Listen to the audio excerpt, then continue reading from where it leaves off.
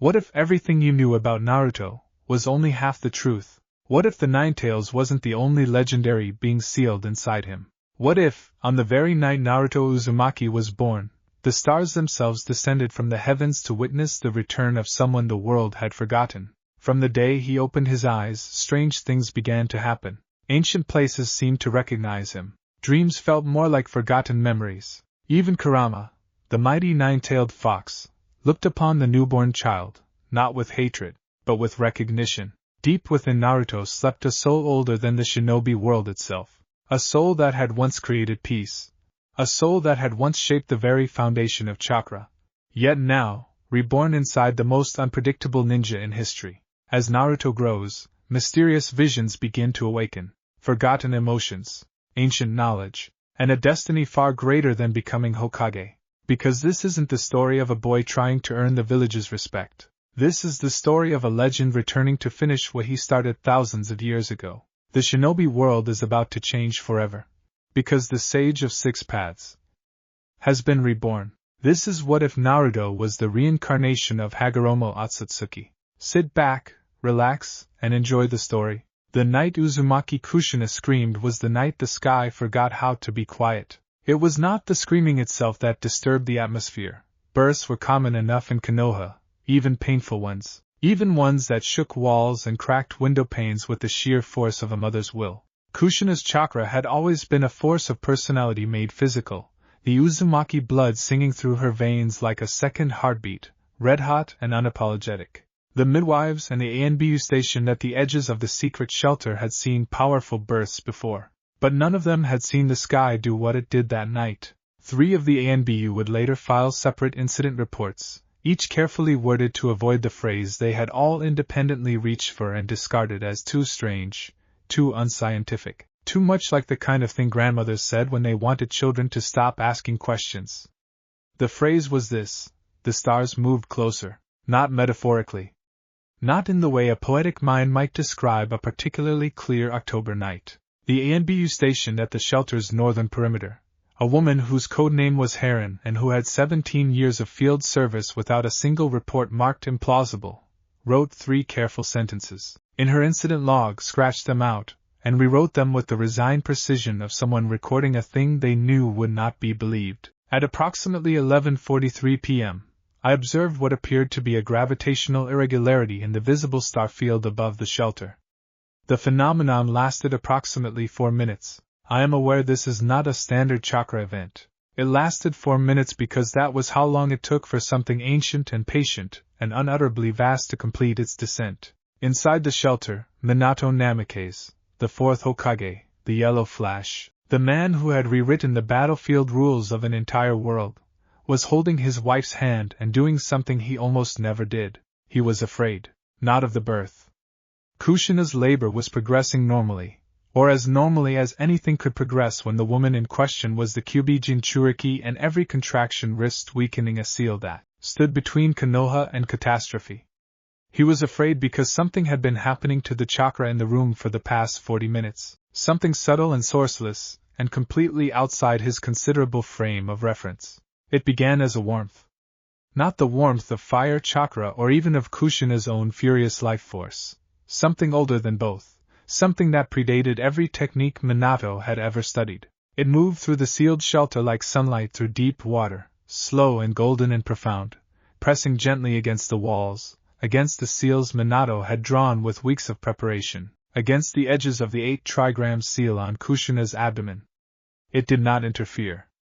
It did not damage. It was more like, and Minato would struggle with this description for years afterward, it was more like something being welcomed home. Kushina felt it too.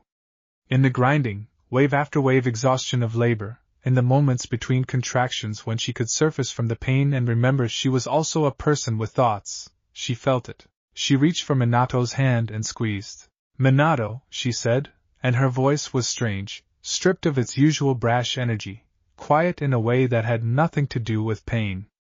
"Do you feel that?" "Yes," he said, because lying to her had never been something he was capable of. "It's not threatening," she said. It was not a question. "No," he agreed. "It's not." They looked at each other over the distance of their joined hands. 2 exceptional human beings who had built their lives on the mastery of the measurable world, and said nothing else, because there was nothing else to say that would have been adequate. 43 seconds later, their son was born. He came into the world without sound for just a moment, a pause that made every person in the room hold their breath, and then he cried, loud and furious and thoroughly present, and the warmth in the room spiked, golden and enormous, and then subsided like a tide pulling back, like something settling, like a very long journey finally reaching its end. Biwako, the old midwife who had delivered half of Konoha's finest, had been doing this work since before the third Hokage's first gray hair. She had delivered children in war zones, in moving caravans, in the middle of thunderstorms, and once, memorably, while 3 Iwanin attempted to breach a perimeter 60 meters away. She was not given to sentiment or mysticism. She was given to observation. She observed now that the infant in her hands was physically healthy, unremarkable in weight and proportion, with a fine fuzz of blonde hair that was obviously his father's and a flushed, furious face that was obviously his mother's. She observed that his chakra signature, she was not a practitioner of fine chakra sensing, but after 40 years the broad strokes were visible to anyone, was already enormous for a newborn. Not unusually so for an Uzumaki Namake's child, not by itself. But there was something layered beneath it. Something underneath the Uzumaki red and the Namake's blue, and even beneath the sealed pressure of the Ninetales that she knew intellectually was part of the child's burden. Something beneath all of that, very still and very deep, like a continental shelf beneath an ocean. Like the ground beneath the ground, old and quiet and present, it sat beneath everything else in this child's chakra like a word written in a language no one had spoken for 1,000 years. Biwako was a practical woman. She wrapped the child, checked his fingers and toes, and handed him to his mother. She said nothing about what she had observed, but later, much later, she would light incense at the small sage's shrine she kept in her home, the shrine most people her age kept, the shrine dedicated to Hagoromo Otsutsuki, the one who brought chakra to the world, and she would bow her head, and she would think that she was probably being foolish, and she would think it anyway. Welcome back. In the sealed chamber at the center of Naruto's nascent mindscape, a space that would not fully form for years, that existed now only as a dim and formless potential. Like a room before the furniture arrives, something settled into place with the absolute finality of a stone dropping to the bottom of a still lake. It did not announce itself. It did not assert dominance or unfurl power or begin to integrate. It was far too old for drama. It simply was, in the way that deep things simply are, present, patient, and content for now to wait. Inside the 8 trigram seal, the 9-tailed fox shifted.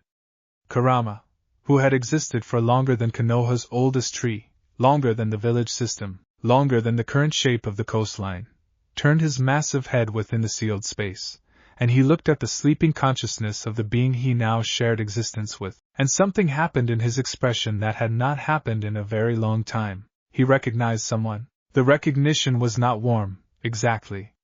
Kurama's history was too long and too painfully written for warmth to come easily. There was too much blood on too many hands, too many centuries of weaponization, too many humans who had looked at him and seen only power to be seized.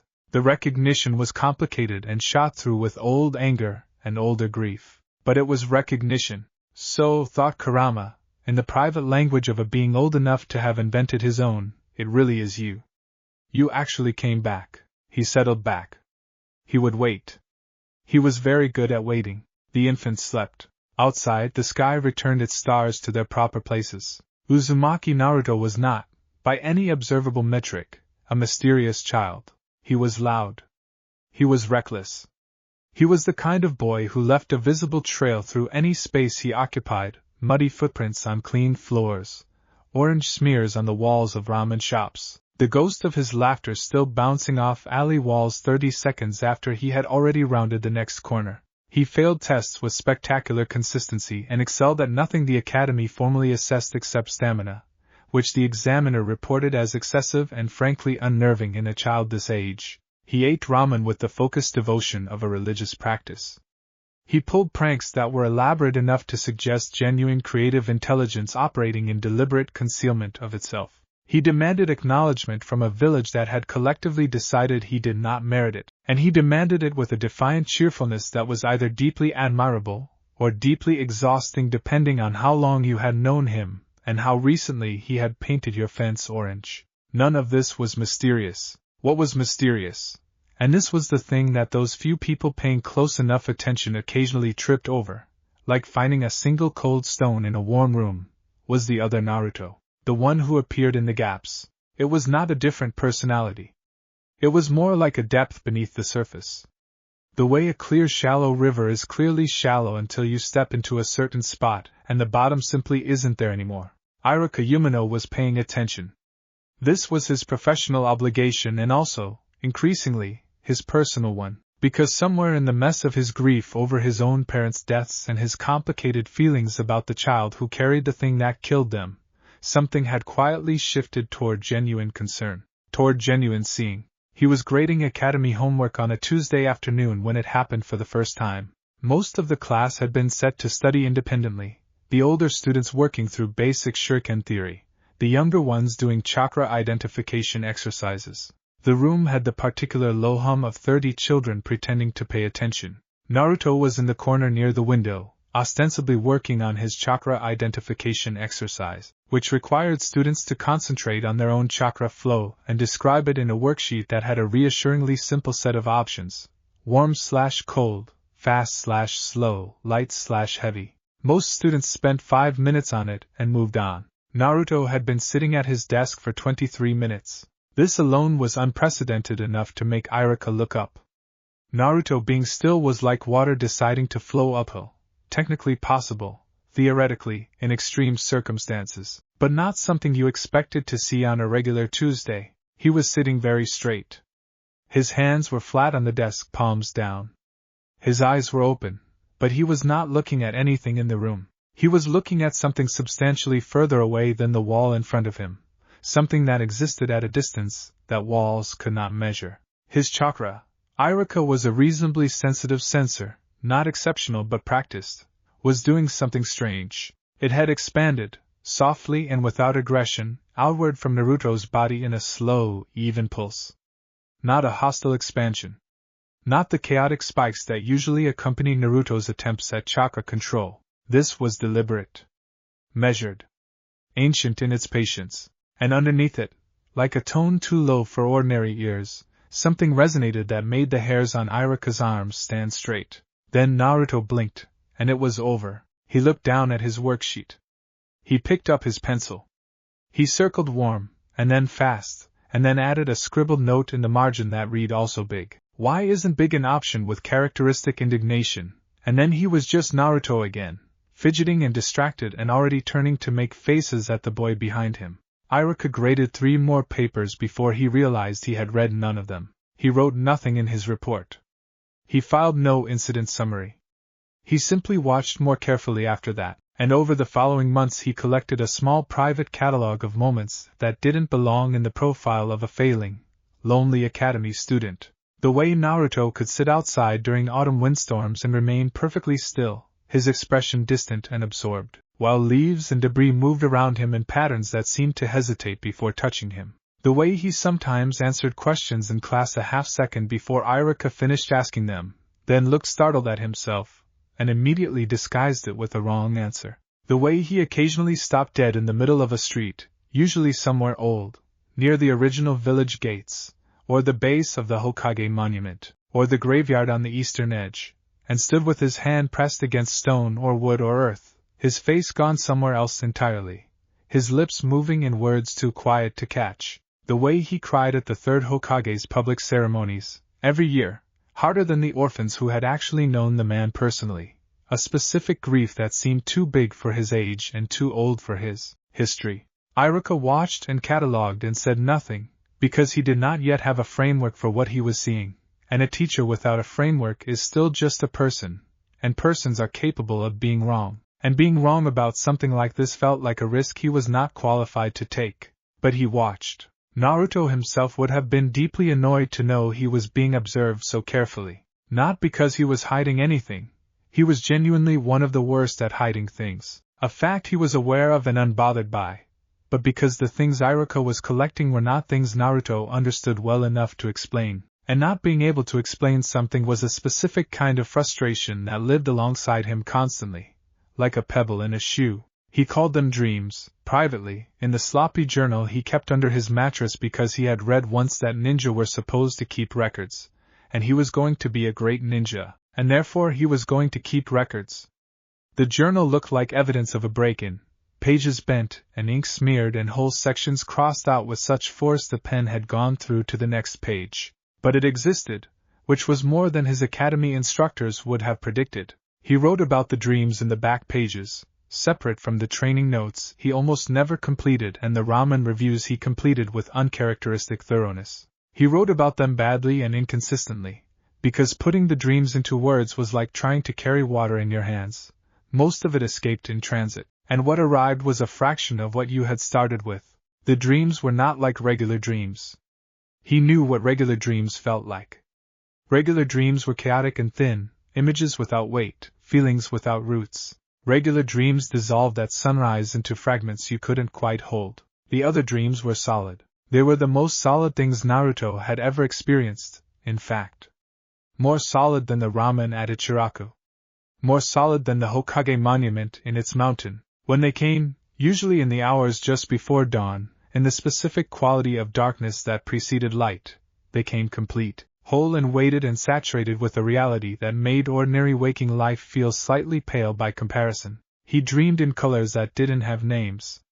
He had tried once to describe the sky in the dreams and settled on the color of something important, which was not helpful but was also not wrong. He dreamed of open land.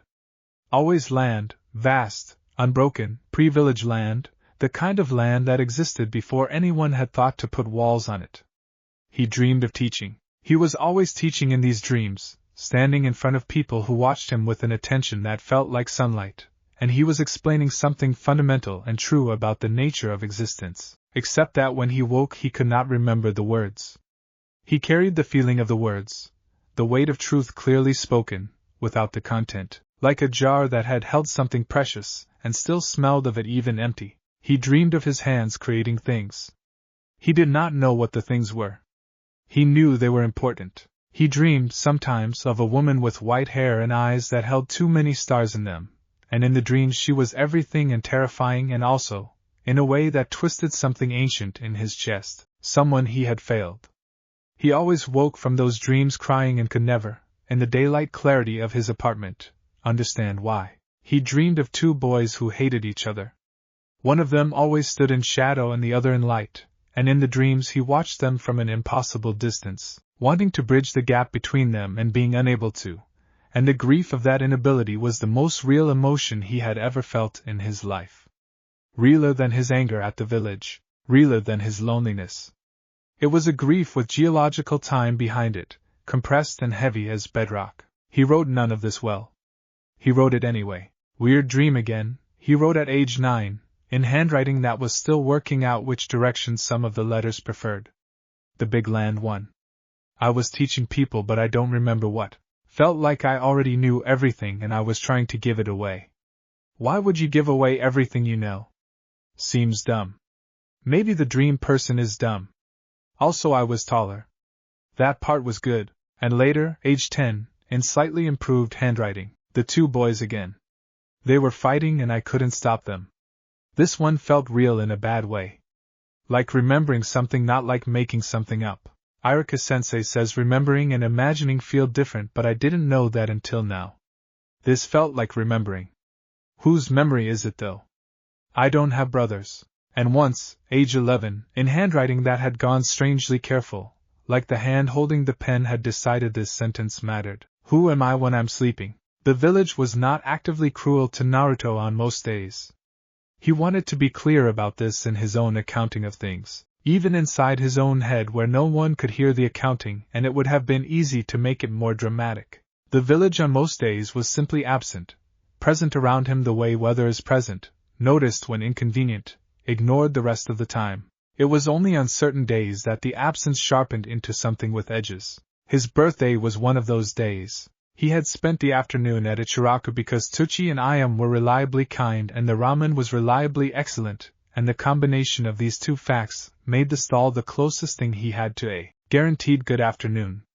had put extra pork in his bowl without charging for it, and called him the birthday boy with such genuine warmth that he had managed, for approximately 1 bowl's worth of time, to feel like a person being celebrated rather than a problem being tolerated. Then he had wandered, as he often did when he needed to move the feelings through his body and out of his head. He walked without particular direction, taking the streets by instinct and habit, nodding at the few people who nodded back and pretending not to notice the ones who didn't. He walked until the light went orange and then purple and then the specific deep blue that preceded the first stars, and he found, without quite having planned it, that he had ended up at the Hokage monument. He sat on the railing at the cliff's edge, which was absolutely forbidden and which he had been forbidden from doing specifically and repeatedly by multiple people including Irika, the third Hokage personally, and 2 Anbu he had never seen but whose presences he had felt in the prickling behind the neck way he was getting better at identifying. He sat there anyway because it was his birthday, and some rules felt small against the size of what he was feeling. From here, Konoha spread below him in the settling dusk, its lanterns waking one by one like a slow orange constellation, its rooftops tiled in familiar geometry, its sounds rising in the softened evening air. Voices. Footsteps. The specific creak of the academy gates being locked for the night. Somewhere in the lower quarter, someone's radio playing a song from the city. He looked at it for a long time. He looked at it the way he always looked at it from up here, with the complicated feeling that was both outside looking in and also, somehow, something he could only call responsible for it. Which was a strange thing to feel about a place that mostly pretended you didn't exist. But the feeling didn't ask permission before arriving. He reached behind him without looking and put his hand on the carved stone of the first Hokage's face. Hashirama. He had read about Hashirama. Everyone had. The man was in every history text from the first year onward. The founder and the dreamer, and the one who had believed a village was possible before it existed. He was legendary in the specific way that very old things became legendary, larger than the facts that composed him, softened by time into something more useful than accurate. Naruto's palm pressed against the stone of his cheek. The stone was still warm from the day's sun, faintly rough under his skin, and then, as it occasionally did when he touched old things, when he put his hands on the original village gates or knelt at the base of the great trees in the training ground, something happened that he had no vocabulary for and therefore usually pretended hadn't. Not a dream. He was awake. His eyes were open. He could hear the radio from the lower quarter, but the feeling of the stone under his hand changed, deepened, and suddenly he was aware of the stone not as stone, as geological weight, as the compressed record of years. He was aware of it as the record of specific years. Of this mountain before anyone had thought to carve faces in it. Of the valley before anyone had built walls around it. Of the land before anyone had laid the first foundation of the first building in what would eventually, after argument and blood and stubborn idealism, become Konohagakure. He remembered sitting in this valley. He did not remember it the way you remember something that happened to you. He remembered it the way you remember something that you are, the way you remember your own name, not as information but as identity. He remembered sitting in the land before the walls, in the early morning of a world that did not yet have a village hidden in the leaves, and watching something come together in the air before him that was not yet a dream and not yet a reality, but was the space between them where all important things begin. He remembered, and did not know he was remembering, and the difference between memory and knowing did not seem as significant from inside the experience as it would from outside. Then a cloud moved across the moon and the memory released him gently, like a hand opening, and he was just Naruto again, 11 years old, sitting on a forbidden railing on his birthday with his palm against carved stone. He looked at his hand. He looked at the stone. The stone remembers, he said quietly to no one. He did not know why he said it. It was simply true in a way that his body knew before his brain confirmed. Even when people forget. The stone remembers. He stayed there for a while longer, watching Konoha's lanterns multiply in the gathering dark. He was not happy, exactly. But he was, and this was a feeling he had no word for either, because the vocabulary for it hadn't been invented for someone his age and in his situation. He was contextual. He felt himself inside a story larger than his current chapter, and the largeness of the story made the chapter's difficulties sit differently. Not smaller. Not less painful. But held differently. inside something. He did not know what that something was. He would find out. He was certain of this in the way he was certain of very few things, with the certainty that lives in your stomach rather than your head. He would find out, and when he did, it would explain things. It would explain the dreams. The memories that weren't his. The way he cried for people who died before he was born. The way old places felt like they recognized him. It would explain why, sometimes, in the exact moment before he fell asleep, he thought he heard, far away and very faint, like a voice from the bottom of a deep still lake, something addressing him by a name that was not Naruto. He would find out. He jumped down from the railing, dusted off his jacket, and started down the mountain toward the village, 3 levels below the surface of Naruto's active consciousness, in the place that existed between sleeping and waking that most people moved through too quickly to notice. There was a space. It was not the sewer system of later years. That architecture was Kurama's construction, imposed through the seal's dynamics during a period of active hostility, designed to communicate isolation and containment. That system had not been built yet. What existed now was something simpler and more primal, a field, open and silver dark, lit by a moon that was too close and too detailed to be metaphorical. The field's grass was long and moved in no wind. The air smelled of something older than stone, the specific atmospheric signature of a world that had not yet been breathed by enough people for the air to carry their collective exhalation. Naruto moved through this place only in the deepest hours of sleep, and when he did not experience it as himself. He experienced it as the strange doubled vision of someone occupying a space that was both interior and enormous, both deeply familiar and impossible to map. Kurama lived here. Or, more accurately, Kurama was here, in the way that an ocean is in a place, not located within it so much as constituting it. The fox's presence in the sealed space was total and enormous, his physical form too vast to be fully resolved even at the scale of this interior landscape, visible mainly as a sense of something immense at the edges of perception, like a mountain range at the limit of vision. But on the nights when Naruto's consciousness sank deep enough, Kurama would become more present, more particular. One great eye would open in the near dark, amber and ancient, and it would rest on the dimly luminous shape of Naruto's dream self with an expression that was not hostile and not warm and was instead something that had no good name in human emotional vocabulary, something that lived in the territory between recognition and responsibility. He did not speak to the boy yet.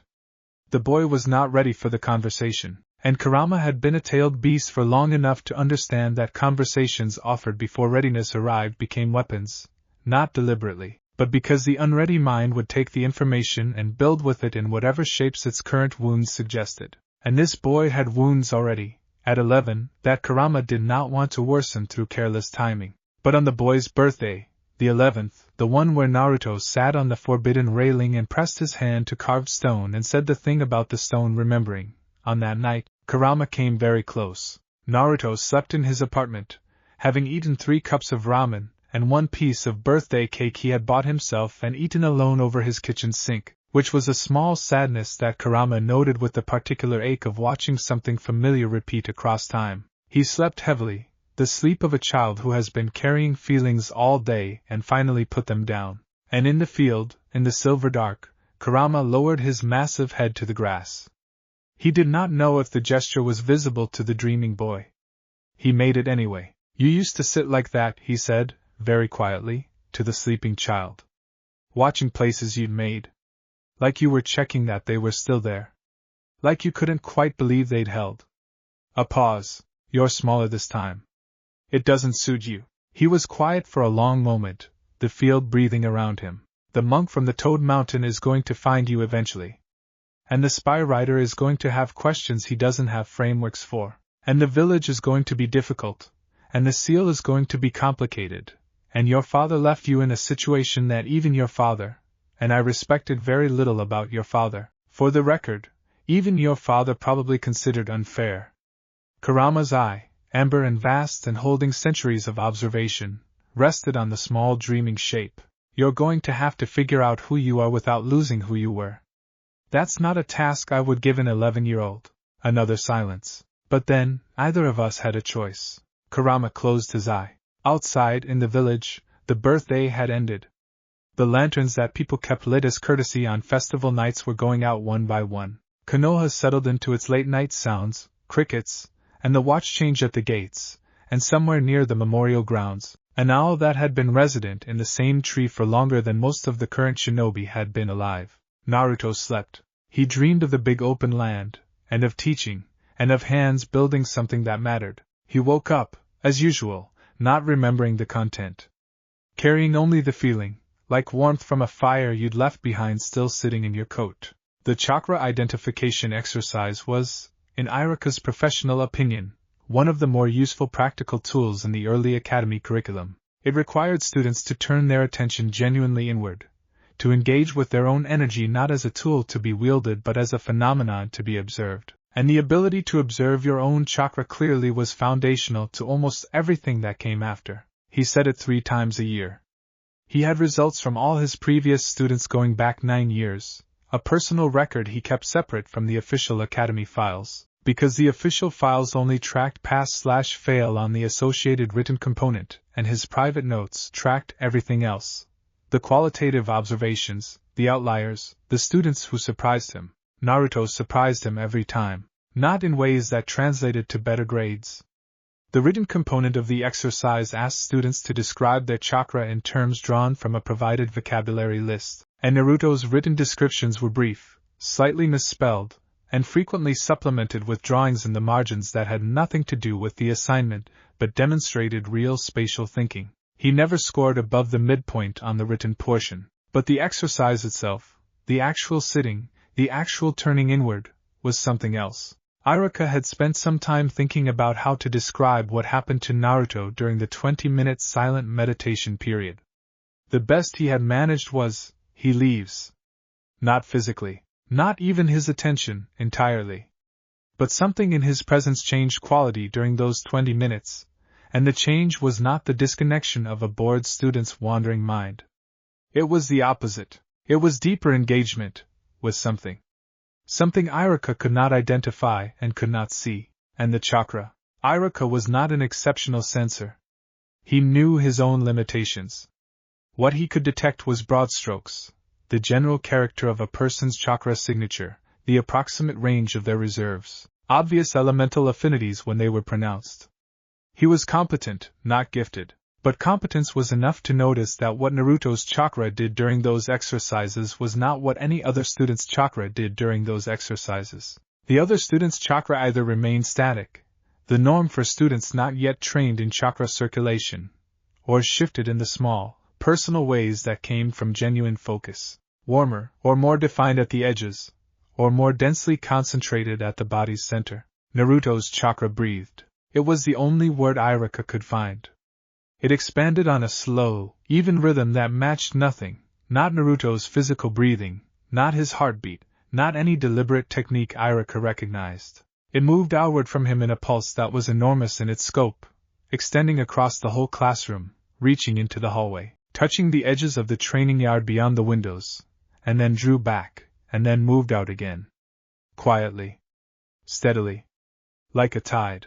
And beneath it, underneath the enormous reserves and the sealed pressure of the Ninetales and the unmistakable Uzumaki signature that ran red gold through everything, there was that other thing. The thing that sat at the bottom of Naruto's chakra the way absolute cold sits at the bottom of very deep water, present and vast and utterly still, and so far below the surface that most people would never know it was there. On the 3rd week of November, Iruka sat at his desk during the silent period and watched Naruto sit by the window.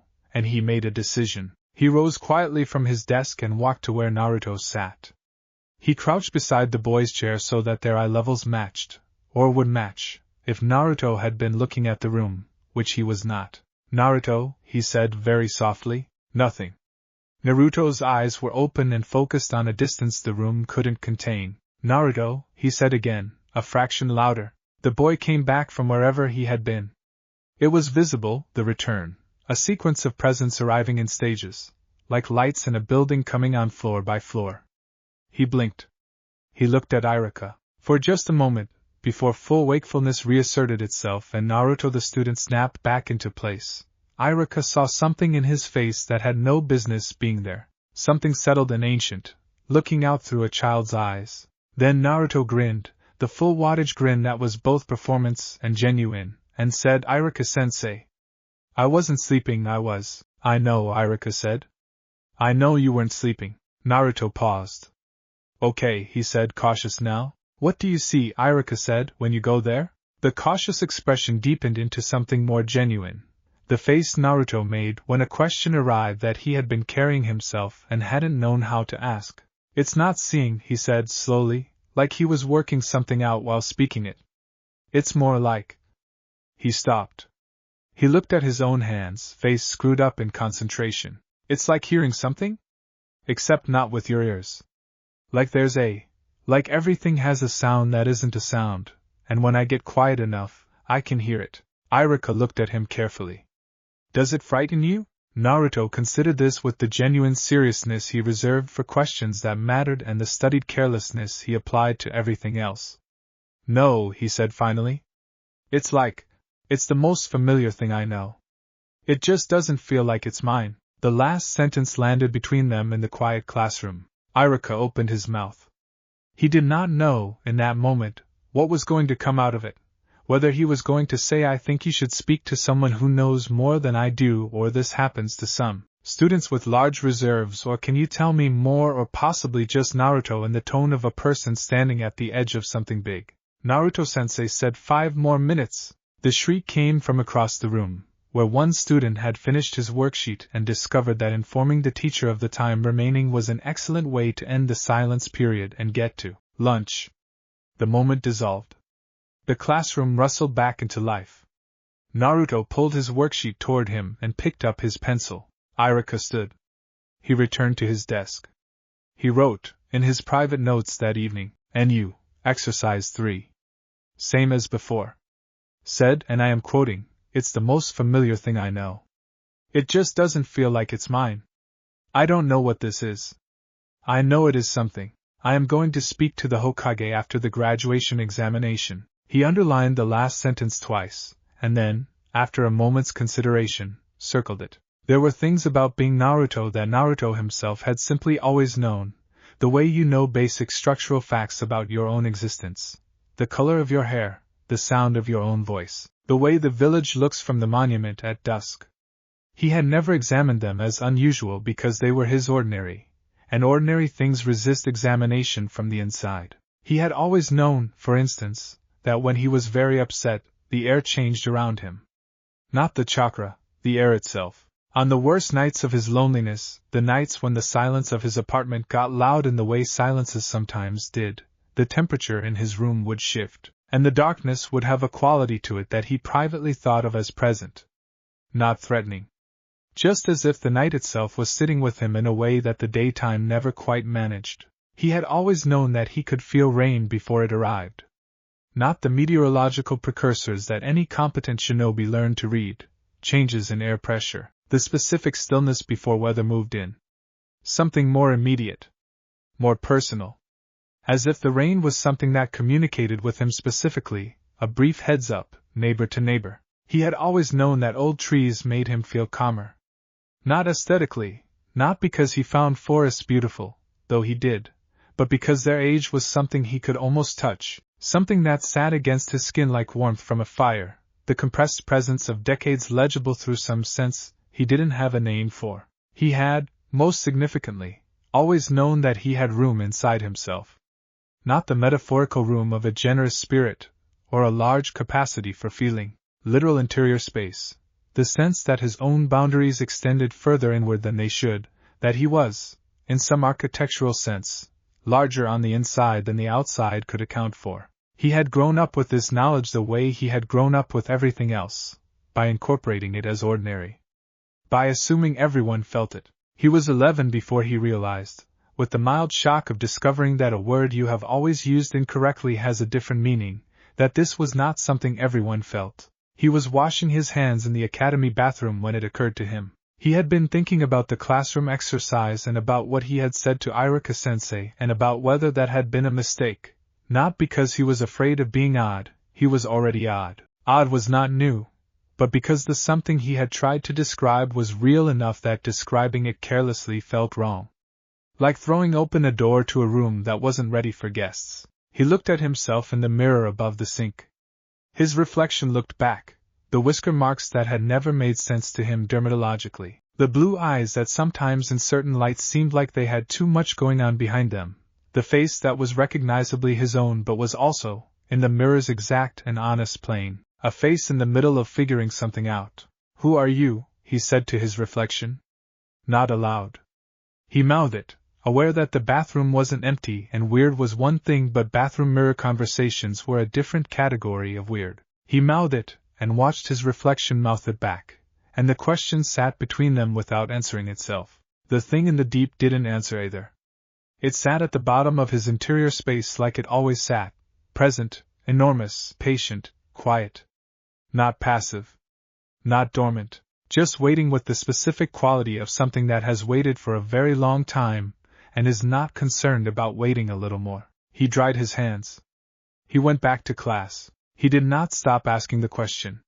He just let it ride along with him the way the not yet memories rode along, quietly, in the space beside ordinary life, present without demanding, waiting for the moment when everything would be ready and the weight of the name he was carrying would finally reveal what it was made of. It was late. The village slept. In the silver-dark field of Naruto's deepest interior, the boy's sleeping presence glowed faintly at the center of the space, and Kurama lay at the field's edge with his great head on his folded paws, watching. He had heard the question.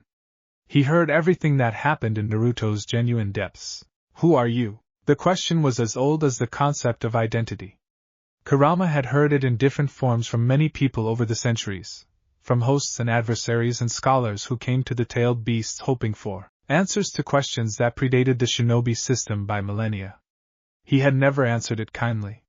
He had not been a kind creature, for a long time. But this question, from this sleeping child on this specific night, the anniversary of the night something vast and patient and old had come home into a crying infant in a secret shelter, while the stars moved closer, this question landed differently, because Kurama knew the answer. He had known it since the night he opened his eye and recognized what was looking back at him from behind a newborn's unfocused gaze. He had known it through 11 years of watching a boy who was too loud and too stubborn and too relentlessly himself be, simultaneously and without contradiction, something that predated the concept of being oneself by several thousand years. He knew the answer, and he was not going to give it yet, not because he didn't care. Not because he was still holding on to the old hatred. He was, but it was wearing thin, the way very old cloth wears thin without quite tearing, still present but not reliable anymore. He wasn't going to give the answer yet because the answer was the kind of weight you gave to someone who had built enough foundation to hold it, and this boy, this loud, lonely, whisker-marked boy who ate ramen on his birthday alone and pressed his hands to old stone and dreamed in colors that didn't have names, this boy was still building his foundation. Let him build. Let him be 11 and then 12 and then older. Let him fail his graduation exam and probably do something embarrassing that would go into the Academy's file under notable incidents. Let him find the things that made him himself before the much larger thing that was also him made its full weight known. There was time. There was, Kurama reflected with the particular patience of a being who had existed since before the current coastline, quite a lot of time. You're going to be the most annoying thing I've ever had to deal with, he said conversationally to the sleeping child. And I was made from the chakra of the most powerful being in the history of the world, so my frame of reference is significant. Naruto slept on. In the dream that was running beneath the seal's levels, he was teaching again, the wide land and the attentive faces and the words that felt like truth, and whatever he was explaining in the dream, he was explaining it with his whole body, hands moving, face lit. Kurama watched him for a long moment. But you're going to be worth it, he said more quietly. You were before. You will be again. He closed his eye. The field breathed. The moon held its place, close and detailed, the way the moon looked when someone who loved it very much had made it, and wanted it to be seen. Outside, in the sleeping village that was carrying a weight it only partially understood, a new day was waiting at the edge of the horizon, patient as a sealed river, certain as stone, ready in the way that all important things are ready before anyone knows to look for them. And Uzumaki Naruto slept, and dreamed, and was, as he had always been, as he was still becoming, as he would one day fully remember, more than one thing at once. The stone remembers, he had said. He was right. He usually was, about the things that mattered. He just didn't know it yet. The mist came in off the water before dawn, rolling across the road in slow gray sheets, and Naruto decided he hated it. Not the mist itself, particularly. He had no specific quarrel with weather, but the mist was the kind that got inside your collar and sat there, damp and insistent, and it turned the road ahead into a soft wall of nothing that ended about 15 meters in front of you and made the world feel like it had been edited down to only this: the sound of 4 sets of footsteps on wet stone, the creak of Tazuna's bag strap, and the persistent, low-level anxiety of knowing that somewhere out in the edited-down world, someone had already tried to kill them and might try again. He walked at the rear of the group because Kakashi had positioned him there. Cover the back, Naruto, and stop making faces at Tazuna. And from the rear he watched the others move through the mist, and thought about the thing that had been sitting in his chest since the ambush. The ambush had not been his first violence. Academy training involved enough contact work that he had taken hits before, given them, understood intellectually the translation between sparring and the real use of what they were learning. But the demon brothers had been different. They had been trying to kill Kakashi, then they had been trying to kill Tazuna.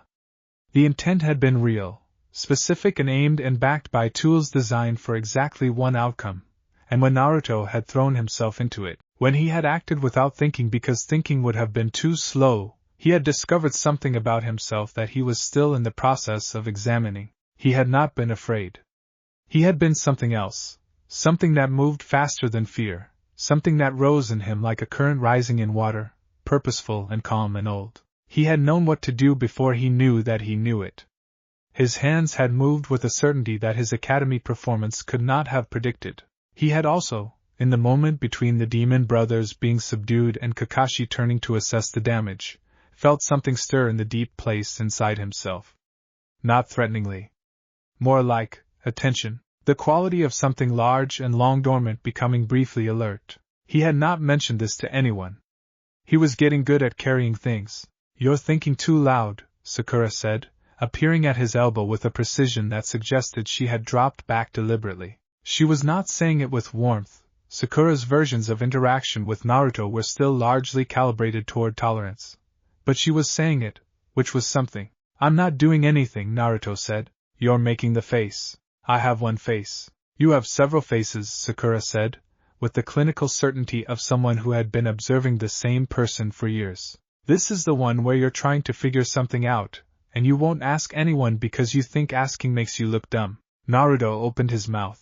"You don't look dumb when you ask questions," Sakura added, with the effortful quality of someone delivering a compliment they believe to be accurate but find mildly inconvenient. "You look dumb when you don't ask and then do something wrong that you could have asked about." This was, Naruto reflected, one of the more precise criticisms anyone had ever aimed at him. He closed his mouth. They walked in silence for a moment. The mist moved around them.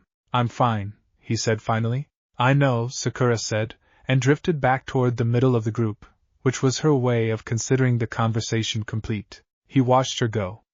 Up ahead, Sasuke walked with the particular posture he always walked with, spine straight, hands in pockets, expression calibrated toward revealing nothing, and Naruto watched him too, with the complicated feeling he always had when watching Sasuke, the one that was part rivalry and part something he couldn't name. The something he couldn't name had been stronger lately. More specific. It had a directionality to it that he didn't understand. Sometimes when he looked at Sasuke, particularly at moments when Sasuke was doing something that was fundamentally, characteristically Sasuke, the combination of genuine skill and carefully maintained distance from anyone who might ask him to feel something, Naruto had the dizzying sense of recognizing a pattern he had seen before. Not Sasuke. A pattern that Sasuke was an instance of. A recurring shape in the long story that Naruto was beginning to suspect was longer than anyone had told him. He shook it off. The mist thickened. Somewhere in the whiteness ahead, the road went on. The second ambush came out of the mist with the quality of something rehearsed. Kakashi had told them about Zabuza of the hidden mist, told them in the spare, unembellished way that Kakashi told them things, which was to say that he communicated the essential facts and allowed them to understand the implications themselves rather than spelling them out, on the theory that shinobi who needed implications spelled out were not yet shinobi. What Naruto had understood from the essential facts was this. Zabuza Momochi was one of the 7 swordsmen, a missing nin with a kill list that had required its own scroll, and he had once attempted to assassinate the entire graduating class of the Mist Academy as his entrance exam. He had failed the exam. Not because he was stopped. Because he ran out of classmates. Standing at the edge of the water while the mist moved and Zabuza's presence filled the space like a stone dropped into still water, Naruto understood why Kakashi had told them to run if he said run. He also understood, with the absolute clarity that sometimes arrived during important moments, that he was not going to run. The fight unfolded. He processed it in pieces, the way processing works when your adrenaline is doing most of your cognition for you. Kakashi caught the water prison. Zabuza's clones moving like parts of the mist given intent, Sasuke's voice cutting through the noise with a plan. The 3 of them moving toward Kakashi together with the specific recklessness of children who know they're outmatched, and have decided it doesn't matter. They distracted Zabuza enough. Kakashi freed himself. The fight became something else, something that moved too fast and too technically for Naruto to follow completely. A conversation between elite fighters in a language built from blade and chakra and the specific vocabulary of people who had made violence into craft. Then there was a moment of stillness. Then a masked figure in hunter-nin white appeared in the trees and threw Saban and Zabuza fell, apparently dead, and the masked figure gathered the body with a detached competence that Naruto watched with a thin feeling of wrongness running through him. Something was off. He looked at the masked figure and felt the wrongness crystallize without yet having evidence to attach it to. Kakashi collapsed. That was expected, the Sharingan's cost. What was not expected was how it landed in Naruto's chest. The sight of Kakashi going down. The weight of it. He had not known, before this mission, that he cared about Kakashi specifically. He had cared about having a sensei in the abstract. Now he stood in the mist with his heart going very fast and understood that the abstract had become particular at some point without his noticing, and particularity was significantly heavier. That's enough for today, Sasuke said quietly, with the face he made when he was managing something difficult very carefully. They carried Kakashi toward Tazuna's house. Naruto was at the rear again. The wrongness about the masked figure walked with him. He saw the mirrors form from across the bridge and understood they were wrong in the same way he had understood the hunter-nin was wrong, not technically, not through any analysis he could have written down, but through the same deep intuition that had been moving in him all his life without explanation or acknowledgement. The eyes. The reflections. The figure at the center of it all, moving between mirrors with a speed that made speed look like it had been reconsidered from the ground up. Sasuke was inside. Sasuke was in trouble, the specific quality of trouble that Naruto registered not as information but as physical pressure, a hand pushing against his sternum, insisting. He went in. He knew it was a mistake tactically. He went in anyway, and this was not courage in the heroic sense and was not stupidity in the self-destructive sense but was something simpler and more structural. Sasuke was in there and Naruto was out here, and the distance between those 2 facts was not something he could maintain. The fight inside the mirrors was not a fight in any real sense. It was instruction, brutal, efficient, impersonal. The masked figure moved with the sad competence of someone doing a necessary thing they wished was unnecessary, and Naruto and Sasuke were students who hadn't had enough lessons yet to understand what class they were sitting in. Sasuke's Sharingan began to work. Things shifted slightly. Not enough, but slightly. Then the Senbon came in a configuration that Naruto couldn't track and couldn't respond to, and there was a moment of suspended time, the specific temporal dilation that serious pain creates. The way the body tries to give itself room to process the information that something has gone very wrong, and then Sasuke was on the ground, and Naruto was looking at him, and Sasuke was still, very still, the kind of still that bodies arrived at after all the doing was done. Something broke. That was the only word for it. Something in Naruto that had been maintained by the effort of maintenance, by the daily labor of being functional and present, and working toward a future in which things were better, simply stopped maintaining itself. The grief that came up was not proportional to his knowledge of Sasuke. This was the fact he would return to later, in the exhausted aftermath, when the adrenaline was gone and the feelings were sitting with him unmediated. The grief was not proportional. He and Sasuke were rivals, complicated and barely beginning. The grief that rose from Naruto's chest in that moment was old. Layered. It was the grief of something that had watched this specific kind of loss repeat across time, the same shape of it, the same terrible particularity. Someone you cared about, someone bright and difficult and real, lying still on cold ground while the world continued to function around them without adequate acknowledgement of what had just been lost. He was crying. He was aware of this distantly. His hands were on the ground. "You always did cry easily," said a voice in the deep place. It was not words, exactly. What moved from the sealed interior to the surface of Naruto's consciousness was not verbal language, but something that translated into verbal language the way music translates into emotion. The translation was imperfect and the original was richer, but the translation was all that arrived. And what arrived was old and tired and carrying something that was not quite compassion but was adjacent to it. And then the red came. He had been here before in sleep. He had never been here while standing in a fight on a bridge. The field existed differently in full consciousness. It had a sharpness to it, an immediacy that the dream version lacked, the way reality is always sharper than its representation. The silver dark pressed at the edges. The moon was there, the grass was long, and Kurama was there, closer than he had ever been, his massive form resolving out of the field's ambient vastness with a deliberateness that felt chosen. His amber eye was open. He was looking at Naruto with an expression that Naruto had no reference for, because he had never seen it before, had not known that a being this large could make an expression this particular. The red chakra was building at the periphery of the field. Naruto could feel it, enormous and hot and full of the fox's anger, the centuries of accumulated fury that Kurama carried the way the ocean carries salt, totally and without option. "Stop," Kurama said, and it was not said to Naruto. It was said to the red chakra? To Kurama himself. To the anger. The anger kept building. "I said stop," Kurama repeated, and this time there was something in the command that was not authority. Authority was what you used when you expected compliance. This was something used when you had decided to hold yourself accountable. The self-directed quality of someone choosing, deliberately, not to be what they have always been. The red chakra slowed. Did not stop entirely. Could not, perhaps, could not be fully controlled by an act of will in a moment this charged, but it slowed. It moved differently, and where it had been running red-hot and undirected, it now ran through a shape. Through intention. Through something golden at its edges. Naruto was aware of his physical body, distantly, still on the bridge, still in the fight, still in the terrible fact of Sasuke's stillness.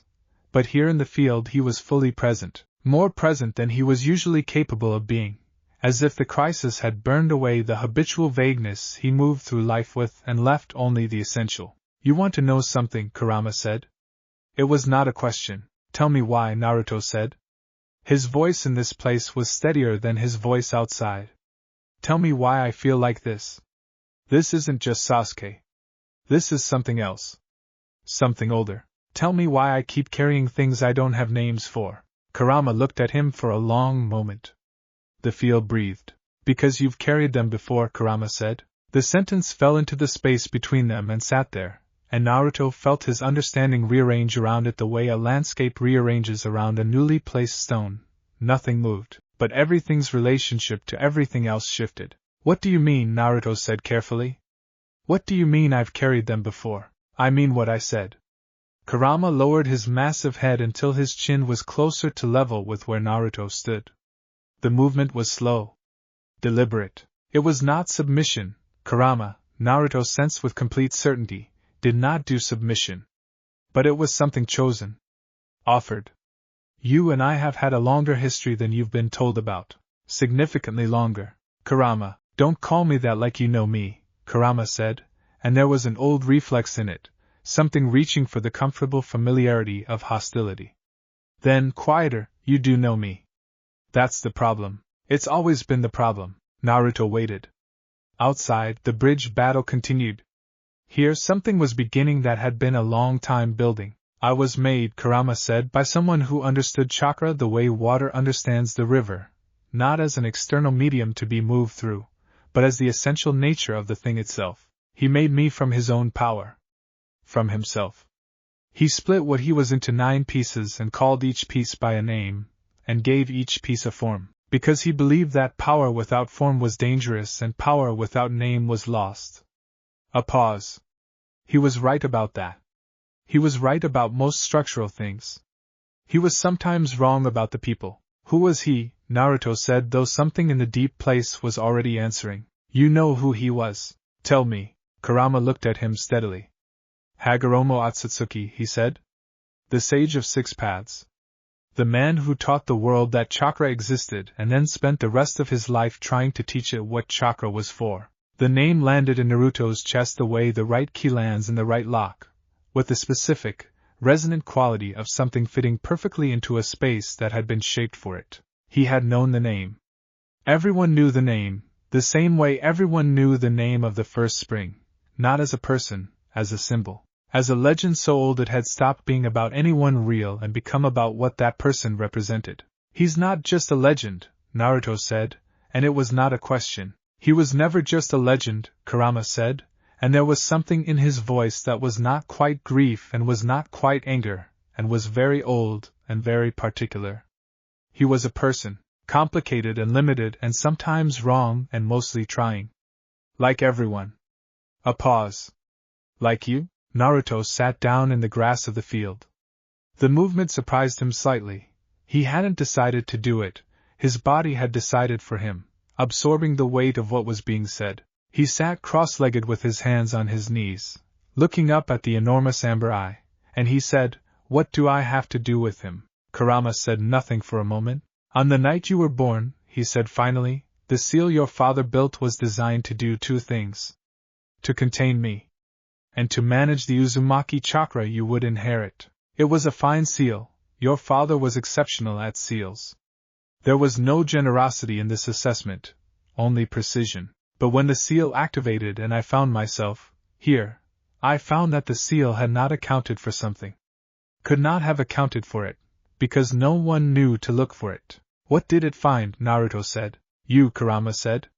What I mean is, not just you. Something already there.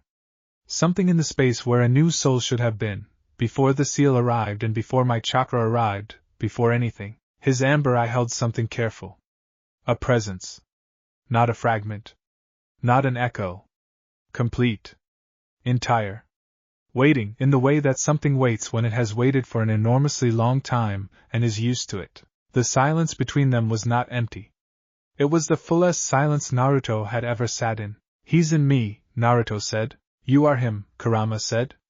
Or he is you. The distinction might not mean what you think it means. He did not take over. He did not impose. He settled. Into you. Into the space of you, the way water finds the shape of what holds it. The great eye regarded him steadily. You are Uzumaki Naruto. That is real. The loudness and the ramen and the stubbornness and the face you make when someone says something true that you don't want to be true, all of that is real and it is yours. But underneath it, like the ground under the village, like the rock under the soil, he is also there. Has always been there. Will be there until you're ready to know what to do with it. Naruto looked at his own hands. They were trembling slightly, not from fear, he was realizing, but from the effort of holding something this large. His hands were 11 years old, and they were being asked to hold something that had existed before the current shape of the coastline. The dreams, he said, his memories. Surfacing, the feelings about old places. He built this world. The land remembers him. The two boys who hate each other. Kurama's eye closed briefly and opened again. His sons, he said, with a weight that had nothing to do with volume. Indra and Ashura. The wound that started everything. The thing he could not fix, that became the thing that defines the entire history of the shinobi world, the Uchiha and the Senju and everyone caught between them. His amber gaze moved fractionally. The wound you're going to have to finish healing. If you can. Naruto thought about Sasuke. About the pattern he sometimes saw overlaid on Sasuke when he wasn't bracing against it. About the directionality of the thing he felt when he watched Sasuke be characteristically, particularly Sasuke. Sasuke, he said, is not Indra, Kurama said, carefully and precisely. Sasuke is Sasuke, but Indra's pattern runs in the Uchiha blood, and Ashura's runs in the Senju and the Uzumaki, and patterns that old and that deep are going to resonate in the people who carry them whether those people know it or not. You feel it because the part of you that is Hagoromo recognizes his son's shapes in their descendants. A pause. Do not make the mistake of seeing the pattern instead of the person. That is the mistake he made. It cost everything. He loved them, Naruto said. Not a question. He knew this. He had known it in the dreams, in the grief that the two boys' fighting dream left behind each time. He loved them completely and failed them in specific ways, Kurama said. As parents do. The specific failure was that he saw the pattern of his own choices in them, and did not give them enough room to choose differently. He tried to shape them toward harmony rather than letting them find it. You can see how well that worked. The red chakra at the edge of the field had gone quiet. Not gone, it was still there, present and enormous, but it was no longer building. It was waiting, the way the fox was waiting, the way everything in this place seemed structured around waiting for the right time. Why are you telling me this now? Naruto said. Kurama was quiet for a moment.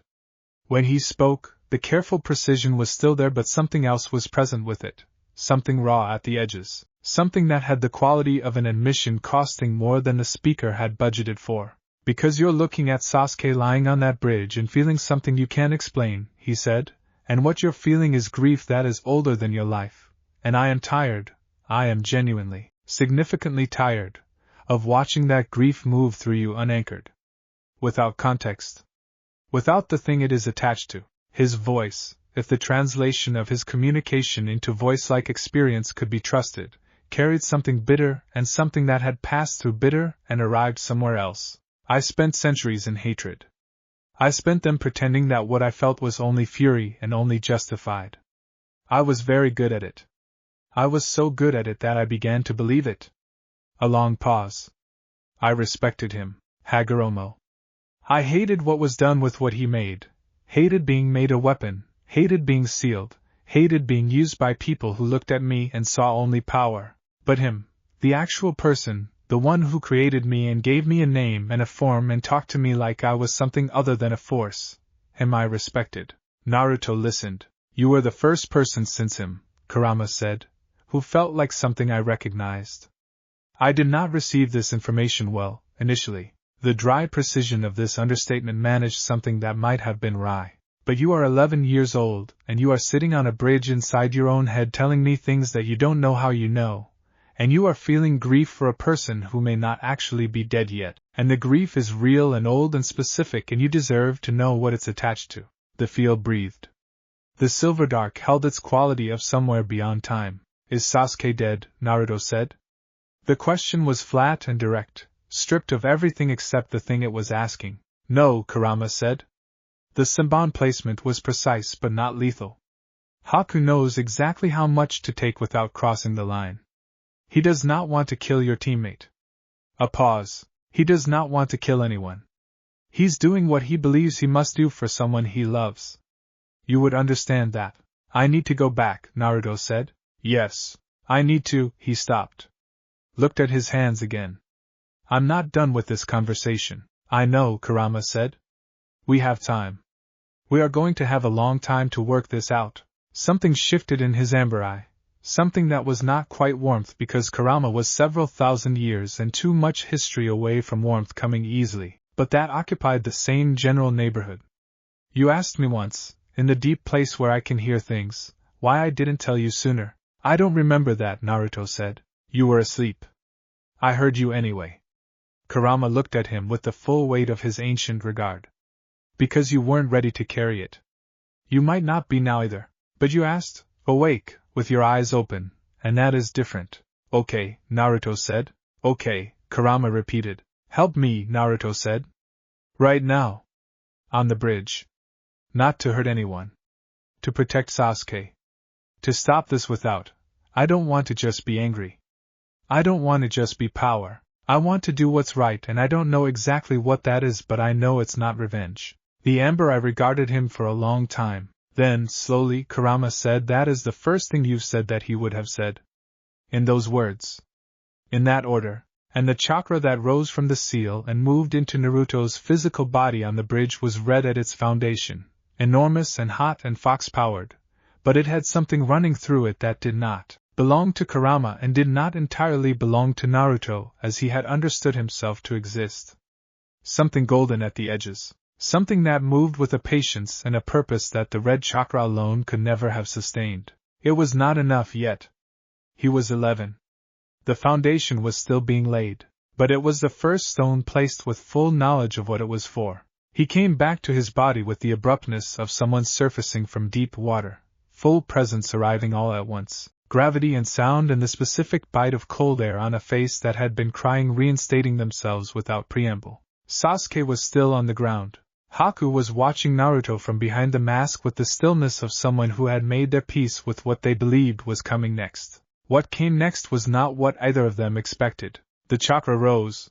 They both felt it, the enormous building pressure of the Ninetales' power pushing at the edges of the seal, ready to flood the field, and then, at the exact moment it should have become pure overwhelming force, it steadied.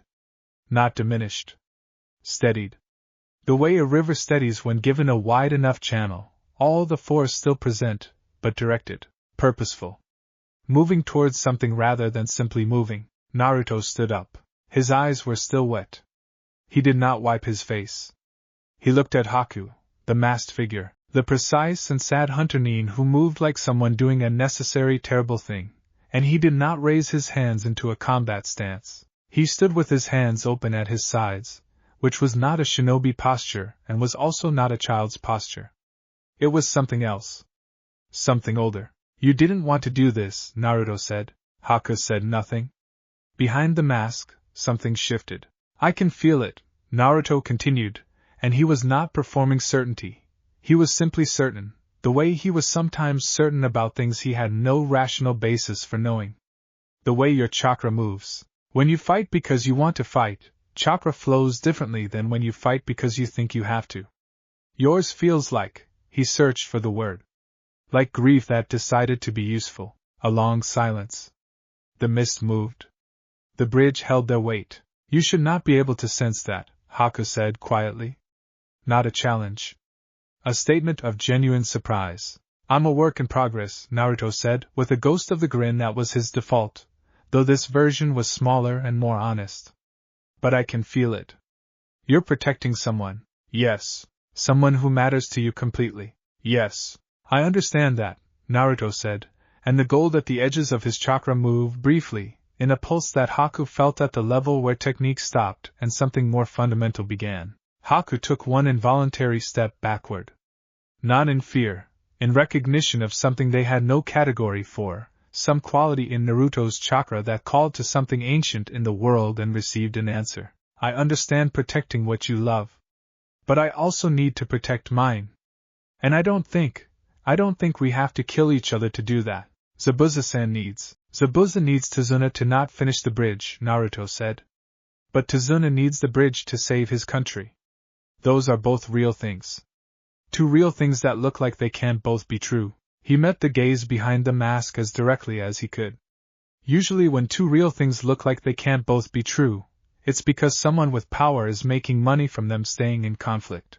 Haku was utterly still. Gato, Naruto said, and he didn't know entirely how he knew. The logical chain was there if he traced it. The economics of why a wealthy merchant would hire missing Nin to suppress the one thing that could make his monopoly irrelevant. But the knowing felt faster than the logic. Gato is the actual problem, not the bridge. Not Tazuna. Not you. Not Zabuza. The silence extended. The fight beyond the mirrors was still happening. He was peripherally aware of Kakashi and Zabuza exchanging the last calculations of their confrontation. But here in the mirror prison, time had become strange. You talk, Haku said finally, slowly, like someone who has seen this before. Maybe I have, Naruto said honestly. I'm still figuring that part out. He did not stop the fight entirely. He was 11, not omnipotent, and the forces in motion had their own momentum. What happened on the bridge happened. Zabuza fell, truly this time. Haku interposed himself without hesitation because love, when it is complete, does not require deliberation, and what followed was the specific terrible clarity of a sacrifice witnessed and understood too late. Naruto stood beside Haku in the last minutes and held his hand, which was not a shinobi thing to do and which he did without caring whether it was. Haku looked up at him with eyes that were going quiet. You felt it, he said. My chakra. That isn't normal. Nothing about me is normal, Naruto said. I'm starting to accept that. A slight curve of the mouth beneath the blood. Will you tell Zabuza-san? Yes, Naruto said before the sentence was finished. Whatever you want him to know. Haku looked at the sky. That it was enough. Being needed by him. It was enough. Naruto did not speak. He held the hand and let it be what it was, a person leaving, and another person present for it, which was the minimum you could offer and was also everything. The hand went still. Naruto stood. He turned toward the bridge's edge. He did not wipe his face, because there was nothing wrong with his face and no reason to hide what was there. Kurama, in the deep place, said nothing. He did not need to. Kakashi watched Naruto from the corner of his uncovered eye with the attention of a man who had seen a great deal and was now revising several assumptions. He was good at revising assumptions. The one useful consequence of having lived through enough situations in which his assumptions had been catastrophically wrong was that he had become flexible, in the specific way that things become flexible after they have been broken and healed in new configurations.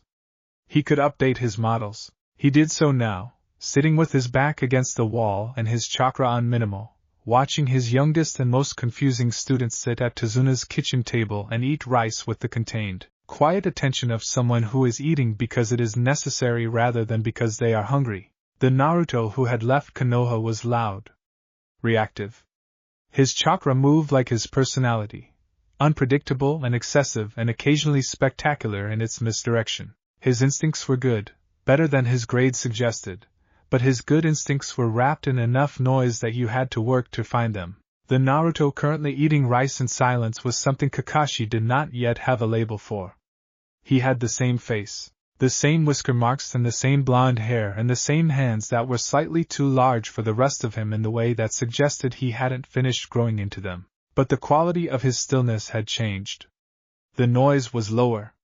Not gone, it would come back, Kakashi suspected, because the noise was genuinely part of him and not performance. But right now it was turned down, and in its absence what was visible was something that Kakashi did not know what to do with.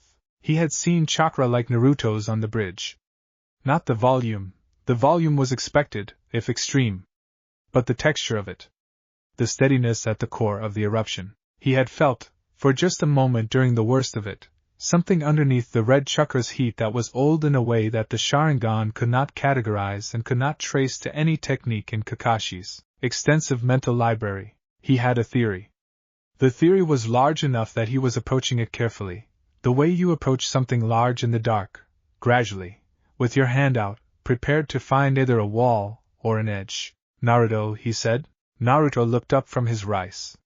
His eyes were clear, red-rimmed from earlier, the crying that he had not bothered to hide, which was its own kind of information, but clear. You did something today that requires some explanation, Kakashi said.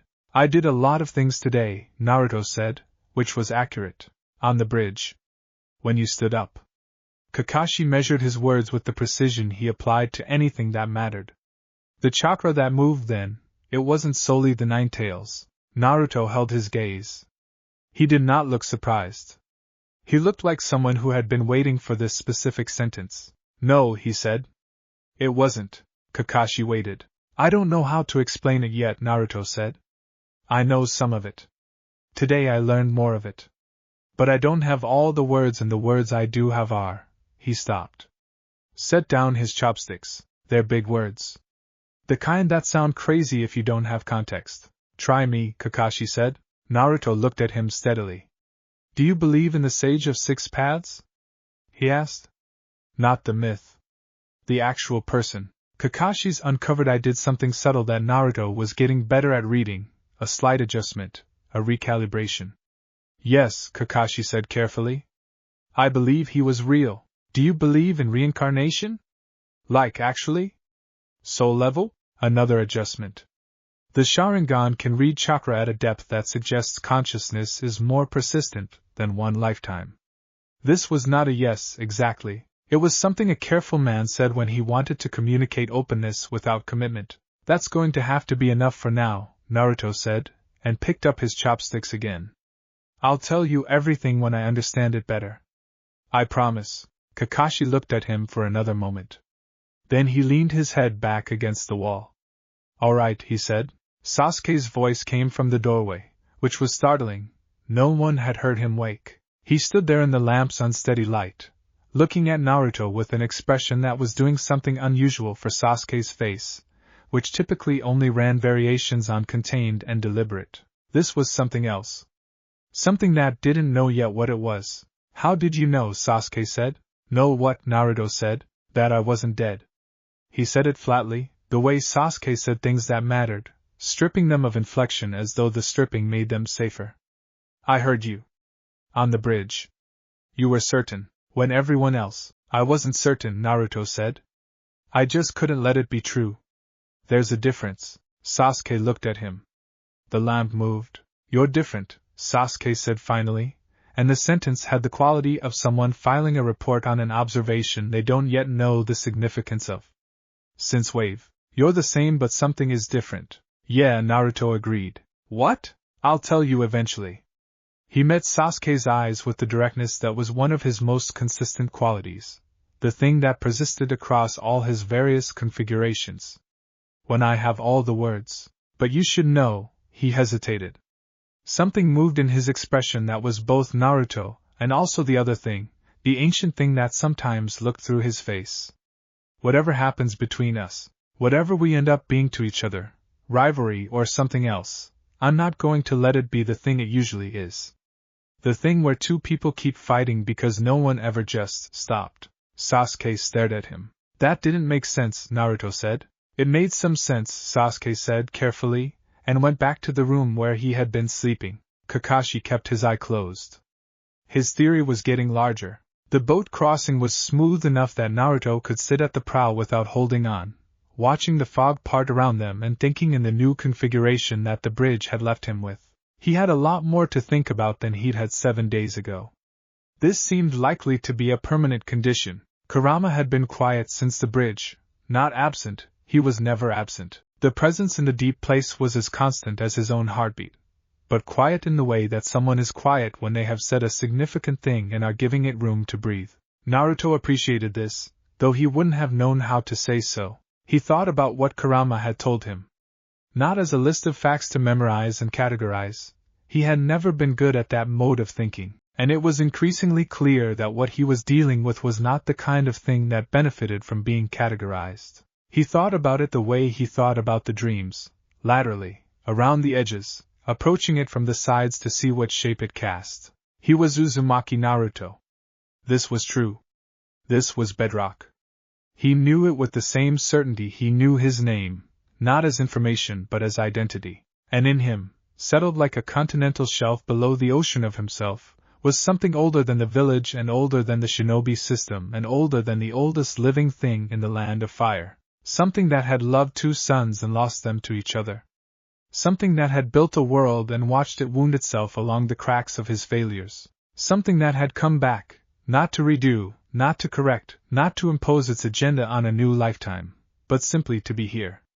To be present, to carry the weight it had always carried and perhaps, this time, with help, do something better with it. He thought about Haku, and about the hand he had held, and about what Haku had said. It was enough. Being needed. It was enough. He thought about Sabuza, who had cried at the end for the first time in years, and what that meant about what people were underneath the things they built on top of themselves. He thought about Sasuke standing in the lamplight saying you're different. He thought, I am going to spend the rest of my life figuring out how to be both of these things at once. I am going to make mistakes that are mine and carry memories that aren't and grieve for people I have never met, and love people I am meeting for the first time, and all of it is going to be true simultaneously. And I am going to have to find a way to do that without losing the particular, specific, loud and reckless and ramen-addicted thing that is just me. The fog parted ahead of them. The sun was working through it, burning the gray off the top of the water. In an hour they would be in the land of fire. In 2 days they would be in Konoha. Hey, he said to the deep place, to the quiet amber presence that lived there. The presence indicated that it was listening without using words. I'm not done being mad about the dreams, Naruto said. He could have, found a way to include a note or something. A heads up. By the way, the memories are going to make you cry at random intervals and you won't know why. Something. The amber presence communicated something that was the closest Kurama had yet come to amusement. Also, Naruto said, I have approximately 800 questions. I know, the presence communicated. We're going to have a lot of conversations. Yes, you're going to have to be less cryptic. A pause that was long enough to contain several centuries of being precisely as cryptic as he wanted to be. Then I will try. Naruto looked out at the water burning gold as the sun got through. The boat moved toward home. He was still himself. He was always going to be himself. This was the thing he held to, the thing that felt more important the larger everything else became. Uzumaki Naruto, the ramen and the dreams and the whisker marks and the stubbornness and the voice that was always slightly too loud for the room and the hands that moved when he talked and the absolute, constitutional inability to walk away from someone who needed him. All of that was real. All of that was his. The other thing was real too. He was going to have to learn to carry both. He was, he thought, watching the coast of the land of fire appear in the distance like a sentence that had been waiting for its end. He was going to have to learn to carry both, and he was going to need help, and asking for help was going to have to become something he got better at, because some weights were too ancient and too large and too significant to be carried by one person alone. He would figure it out. He always did, eventually. It was one of the only things about himself he trusted completely. Not his intelligence, not his strength, not his skill. But his eventual figuring out. His refusal to stay stuck. His commitment to arriving somewhere even when he had started from nowhere. The boat docked. They walked up the gangplank.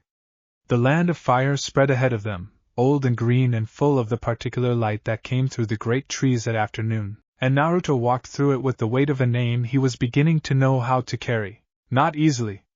Not without cost.